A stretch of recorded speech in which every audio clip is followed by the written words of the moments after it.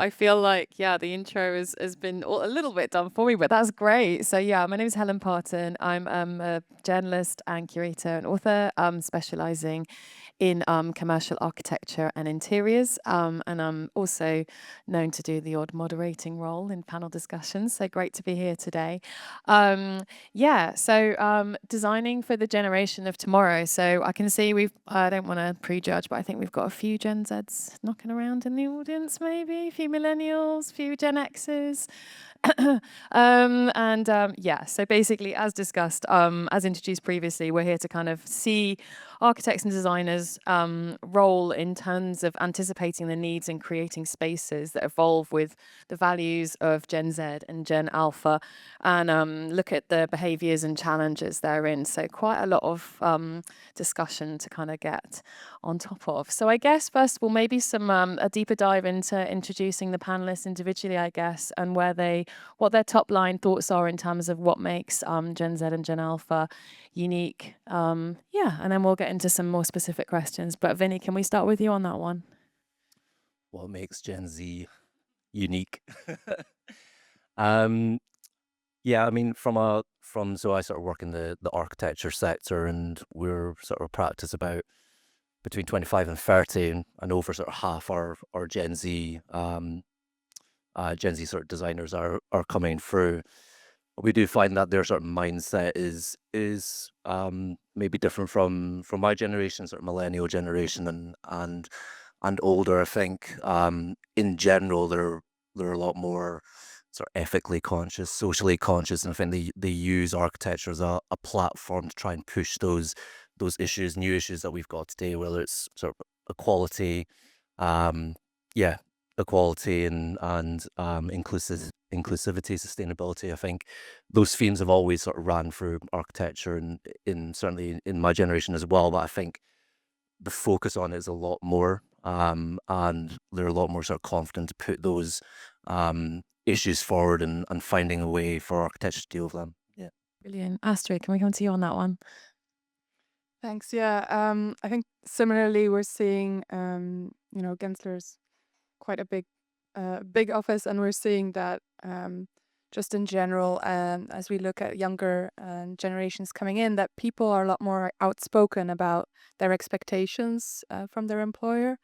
So to Vincent's point, like, yes, we can see that, younger generations feel strongly that where they work needs to align with their values, and they're demanding more from their employers in that sense. And that's great, because that means, like, we're always being pushed to do more and to do better. And Yeah, I'm thinking specifically in terms of sustainability. A lot of my younger colleagues are really active in, helping us decarbonize our operations, for example, helping to kind of keep people accountable on, what we do on our project work as well, and always kind of challenging that we're actually walking the talk, and that we're always, trying to be at the forefront in terms of sustainability. Julian, over to you. Yeah, thanks for the question. I think the generation that we're talking about, for me, I run a practice that's interested in places for living and places for culture. I also have worked with the BBC for a certain amount of years on a show called Your Homo Perfect. I don't know if you've seen it at all. Sorry, can you hear me okay? Cool. So I think it's really interesting to see these new generations interested in culture, but from a different sense in terms of how we connect as people. I think that digital, can you hear me? Okay, is that any better? Yeah. With digital technologies, find that people are actually heavily influenced by these technologies now, whether it's using smartphones, whether it's search optimization, whether it's certain technologies that actually leave people quite polarized. And in the design work that we're doing, we're finding that people want more social interactions. both in these kind of cultural communal spaces, but also coming back to how we live. It's quite hard now to come away from your phone or to come away from technology, and we're finding that people want spaces and places where they can connect with people and actually get their sense of well-being restored by kind of connections, social connections. Yeah, I think we'll come on to the sort of the couple of strands of narrative there in terms of social connection in a little bit, Julian, if that's okay. But first of all, Vinny, one of the last times we met was on Zoom, and we were talking, among the projects we were talking through was a really well-received project in Liverpool, which was co-living, which really, met the needs of Gen Z in terms of amenities and flexibility and wellness. So there's a lot to kind of expand on there. Can you talk me through that project and why it was so successful, and I guess the responses you've had, please? Yeah, so it's a residential project in Liverpool that was completed at the start of last year, and it's sort of a hybrid co-living project. I think a traditional co-living project is micro apartment with a lot of shared amenities, so your living area sort of extended into that shared space. And what we delivered was sort of a hybrid version of that, so sort of proper apartments, large scale resi project, but with amenities that are focused on wellness. And we're sort of doing even more sort of phase 2 to that now, expanding the wellness provision even more. And we're finding not just in the resi sector, but in the workplace sectors and hospitality sectors, that the idea of wellness being integrated into the buildings where you work, where you live, it's certainly that demand is massively increased over the last couple of years and reflected in the market. And yeah, so that residential project that we did, we had a lot of sort of wellness space in terms of physical, mental health as well. And that sort of these things are managed by the client as well. So it's not just about the spaces that you put in, but it's about what the client sort of facilitates for people to like meet up and encourage those amenities being used. Yeah. Perfect. That sounds great. Astrid, as our go-to sustainability person on the panel, I'm sure it's a consideration of both Julian's and Vinny's practice too. But yeah, while we have you here, it'd be great to talk through young people's increasing expectations in terms of sustainability was one thing that was pointed out in the intro and is very apparent from my guest Greta Thunberg sort of and being the figurehead and what have you, in that really being a key part of designing for that generation. So can you talk me through the more values-driven, sustainable practice and how that manifests itself in what spaces look like? Yeah, great point in terms of like, the figureheads that we hear about. It's often like children kind of demanding more from us, right?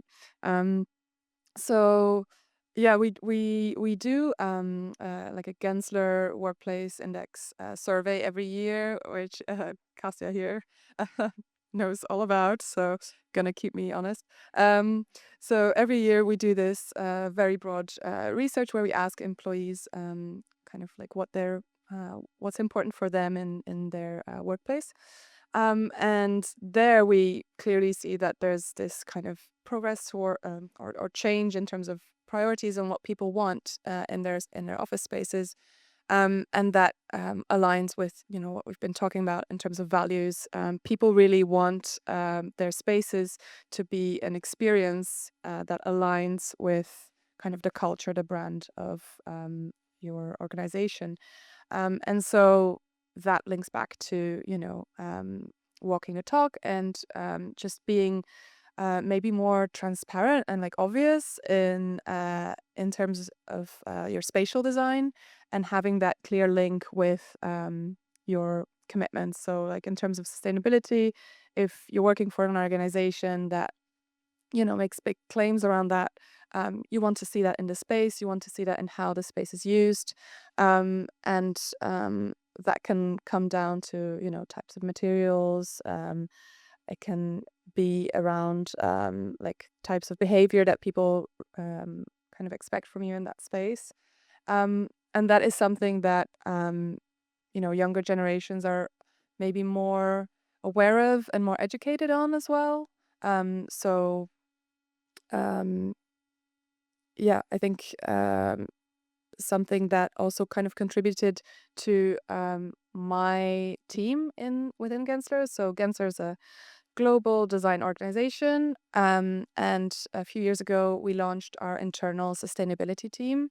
And the idea behind that is really because, our teams had experiences with sustainability services externally from us, and just kind of feeling that separation meant that quite often on projects, we don't get to be as ambitious as we would like to, because it's all kind of like everyone has their little silo.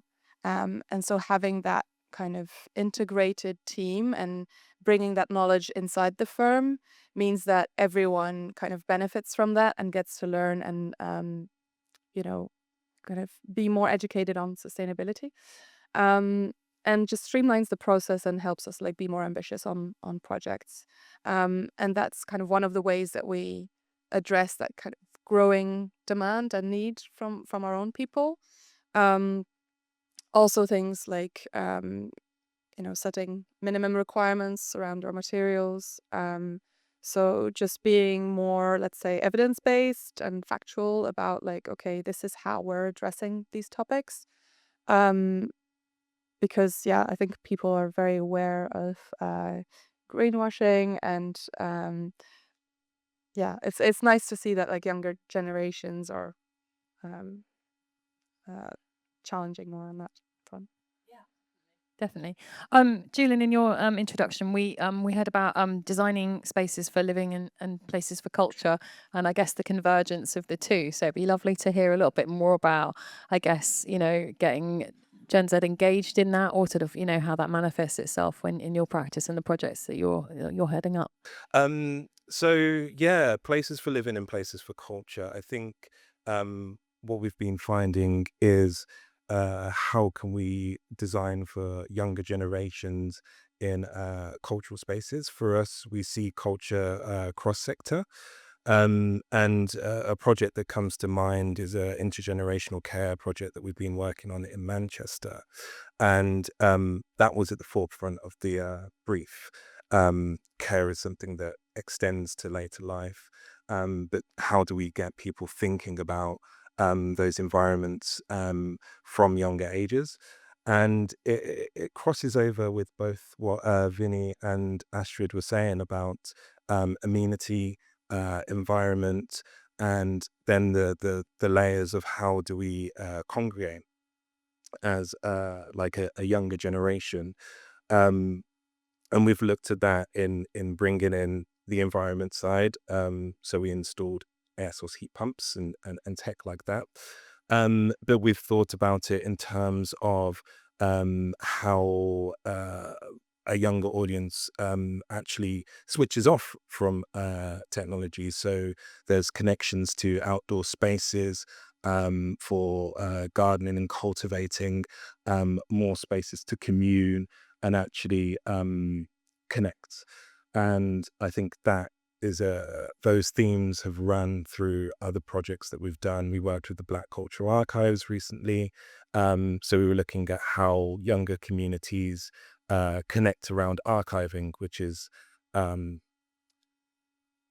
may use the word slightly antiquated, but again, how can spaces be more flexible, more amenable? So we looked at storage that doubled up as seating and allowed people to actually share archive material. And then that flows into some of the work that we do more commercially with brands as well. So Yeah, and on the archiving project, maybe that feeds in slightly to the sort of organizational point that perhaps Gen Z isn't as engaged with kind of as being, say, a trustee of a cultural organization, for example. So I found that quite interesting. So I guess is that something that you can hope to change through design, or through, how can that kind of, sort of be altered so that there's more engagement, I guess, in that side of the organizational side of things? Or I guess just being, part and parcel of these cultural institutions. yeah, I think for me, it's spatial agency, actually having the chance to be involved in space and its spatial creation. And I think that elements of co-design, so we did a lot of interviewing different user groups of the space, and then actually seeing what that means to a younger generation, which is obviously what we're talking about now, and how we use space differently. We don't always need loads of desks and heavy infrastructure that we used to have years back. It's a lot of plug and play, spaces to get food, to connect with people. So I think those kind of discussions and working on integrating those softer, flexible elements to me are really important. But I'll hand over. Oh no, we have 3 mics. Great. We Excellent. got it as if by magic. Perfect. One thing that kind of struck me through the discourse so far was the idea of elements being meaningful and not sort of a cookie cutter approach from going from project to project. I'm guessing probably with the success of, say, the co-living project, it might be easy for clients to go, I want one of those. How do I do that? And sort of missing out that due diligence of going through the creative process. So I guess maybe Vinny, how do you sort of meaningfully, take those principles into other projects? I'm sure there's been some key learnings, and maybe Astrid, I might sort of come on to you in terms of the how do you guide clients through that process? And I'm sure, Julian, that's something that's very familiar with you as well. Yeah, I think it's always a difficult thing to try to avoid in terms of clients coming to you and having that copy paste of programs and uses. I think what we try to do is for every project is to have grounded in the context that's in. I think a residential project in Liverpool is going to be different from a residential project in London. It depends on what area it's in, the demographic when you're trying to target, and all that sort of stuff, and also client based as well.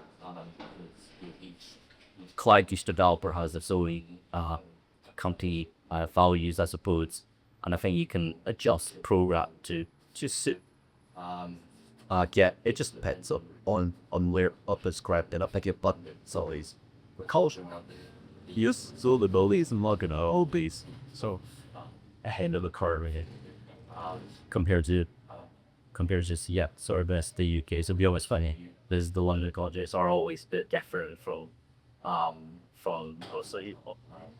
Perfect. Yeah, Astrid, let's talk about that walking the talk, the element to how you operate in terms of the sustainability role you have there, and also Gensler's approach in terms of that client guidance to sort of nudge them in the right direction in terms of having that meaningful element which will appeal to designing for the generations of tomorrow. Yeah, exactly. Like we want to avoid teams being disappointed in the let's say the ambition level of a project. And sometimes sometimes we've got ambitious clients and we can learn from them. But yeah, sometimes it's more about how we approach that is trying to find the common ground. And there's always some reason that a client would be motivated about sustainability. And it's just about finding that. And it's, I guess, because it's a broad topic and people have lots of different reasons why they would care, like whether it's motivated by health, by trying to improve retention of their employees, whether it's like in hospitality we see that there's a lot of like push from just like what do you call it, customers, that people want to see certain things in hotels around sustainability. So we just find that motivator for the client and tap into that. And so that can inform, kind of the areas of focus, and help us set goals. So initially, it's really about kind of really understanding the client and what they'll be passionate about, and then helping using that to set goals and to try and push on whatever it is that that they're buying into. Yeah. And then that gets the teams excited as well, because if you can do something new and something more ambitious than your last project. It's a learning experience for everyone. And that's always like the feedback that we get, is if people, were able to go above and beyond what they've done in other projects. That's something they'll take on to the next one. Sounds good. Julian, you were nodding along over some of what Astrid was saying. Can you add your experience to the discussion? Yes.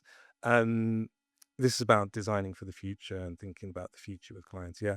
So something that we think about and talk about is dreaming together.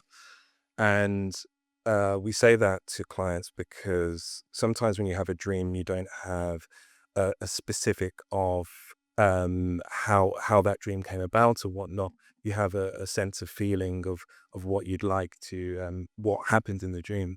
So we talk about dreams and aspirations. And I think when you think about the future, there's got to be an aspiration there. What do you want your future to look like?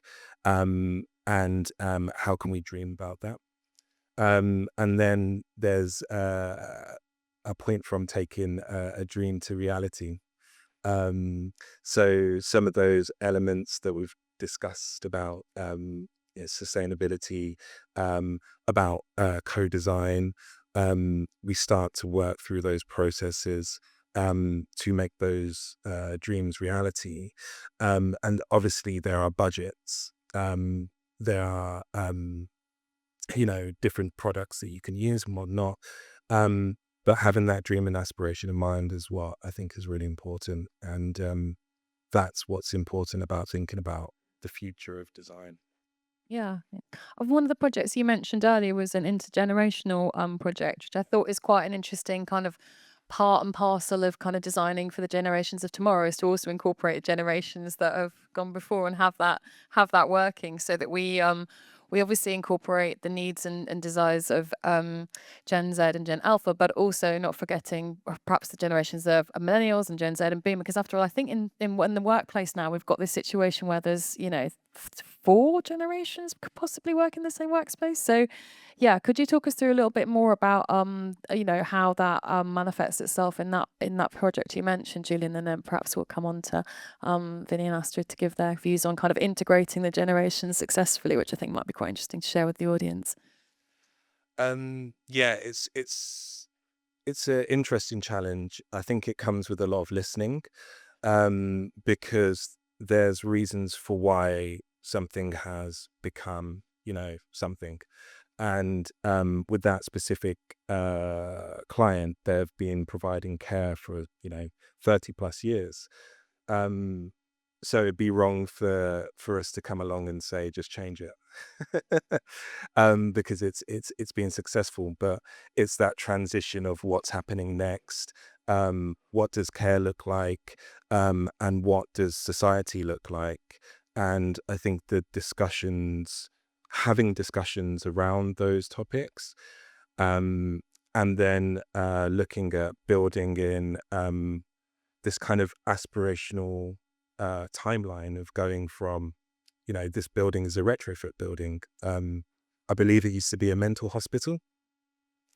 So how do we kind of move forward with this aspiration of taking one, older building, retrofitting it, moving towards the future, as we're saying, a lot of sustainable discussions. So grounded partly in the past, but like the aspiration and aspirations of future and future society. Yeah. Well, that sounds good. Whereabouts is it? In Manchester. Manchester, you said. Yeah. Okay. Nice. And what stage is it at? We're still at concept stage. We do part, so it's a phase project. So we've been doing certain phases of the building, like I said, the air source heat pump and other upgrades. Yeah. But it's one that's moving on. Yeah, sounds fascinating. That sounds really interesting. I'll be keeping an eye on that one. Astrid, let's come on to you in terms of that incorporating multiple generations as well as sort of Gen Z and Gen Alpha, and keeping everyone happy, I suppose. Yeah, actually, a colleague of mine was doing a talk on that yesterday about specifically I thought it was an interesting insight. Like we touched on this a little bit in terms of technology and how like younger generations are, a lot more comfortable with tech and using tech to solve problems. Whereas older generations sometimes see that as judge that as like a bit more negatively. So there's this kind of valuation of the personal touch and like low tech design versus using tools. And I see that a lot in the sustainability teams as well, because a lot of the analysis that we run can be very quick and easy. And it's so easy for people to just kind of use an output to as the solution, whereas you need to interpret these analyses, right? So if you're looking at like, okay, we want to do a daylight analysis to inform, how to use this space in the best way to be more energy efficient or just for general well-being, then you can't just stick a daylight analysis output into a presentation and call it a day, right? So there's that kind of level of comfort with tools that can also sometimes trip you up into just like using the tool for the tool's sake. So you kind of need both. And I think that's where, having people from different generations working together is really valuable because, older generations are never had that luxury, let's say. And so they tend to be more challenging as to like, why are you doing this? Why do you need this? What's kind of the purpose of it? At the same time, of course, it's really beneficial to have people who are really efficient and like smooth and using all of these tools. And it's a good mix. Vinny, let's get your take on kind of I guess what Astrid was saying about kind of the tech-enabled working in tech-enabled workspace and other typologies, and sort of balancing that out with the needs of different generations and making sure that you've got sort of level playing field in terms of I guess usability of the space. Yeah, I think integrating different generations in one workspace is always a very tricky thing. I think as each generation, each as a group follows out their own personalities and values that you associate for each generation. I think the way that we try to deal with that sort of is from a design point of view, when projects come in, somewhere we touched on for talks.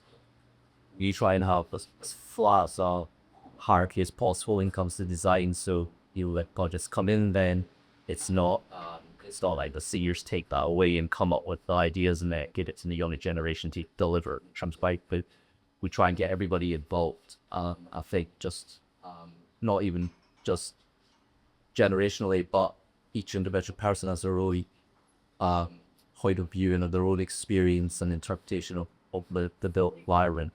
And I think having as many point of views as possible is a good way to have as meaningful project as you can, as many point of views as possible. So we generally try have a fairly flat design hierarchy and get all themes regardless of experience. Yeah, kind of avoid that kind of silo working in terms of projects, which I suppose is always the goal. I suppose at this point maybe I can kind of throw it open to the audience to see if anyone's got any questions. I've got a couple in my back pocket here, but it'd be nice to hear if anyone's got any thoughts or questions for the panelists on this topic.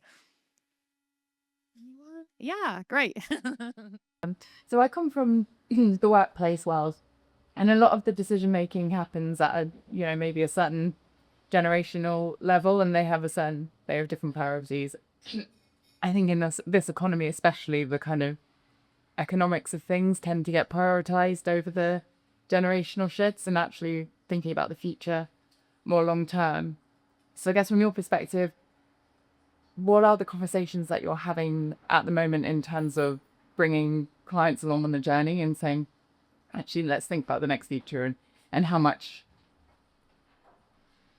is that the kind of the financial implications of this economy was weighing into those conversations now, and are they preventing sort of more future gazing?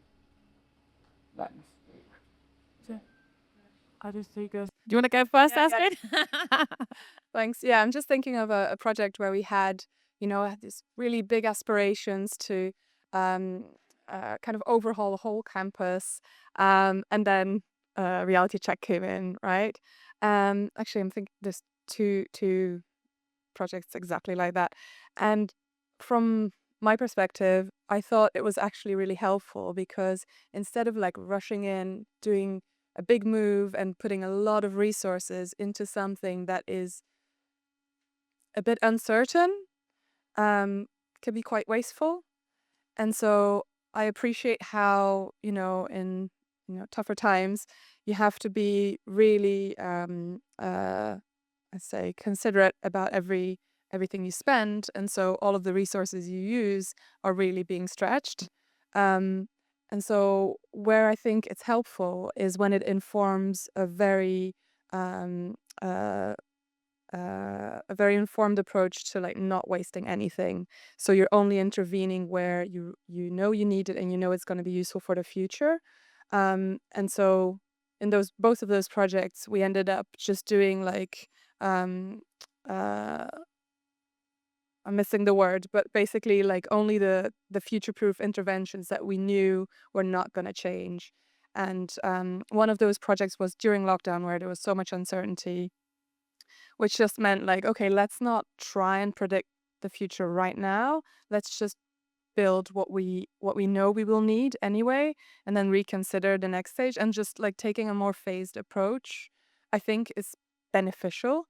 Of course, as architects, sometimes we want to do like the more aspirational, bigger scope. But from a sustainability perspective, I think it helps. And it also means there's more reuse, and you're just kind of working with what you've got, which is, a positive thing sometimes. Microphone, 2 minutes. First of all, thank you for all the insights that you gave. I wrote down some words that this made me think of, and actually 3 words that all start with co. You have the connection, and I was surprised with when you say connection as well online as offline, that all generations that is also looking for offline connection. Then co-creation, but a co-creation with new tools, but together with a critical view. I found it very interesting as well. And then as well, co-living and co-working, and in both applications, how well-being is important. I think we know it because we are a bit more in commercial project from the co-working, but also in the co-living. That also residential project, it's important, was for me personally an insight there. But all that always in transparency. Preach, walk your talk. I think it's an important one, and it's something that we learn to do more from Gen Z, because they are very talkative. I think they say very open what they think, but it also forces us, older people, to do that. I would like to wrap up and use the words that you expressed, Julian. I love the idea where you said, dream together. Let's dream and evolve together. I would like to thank you with a little gift, but first of all, please give them a warm applause.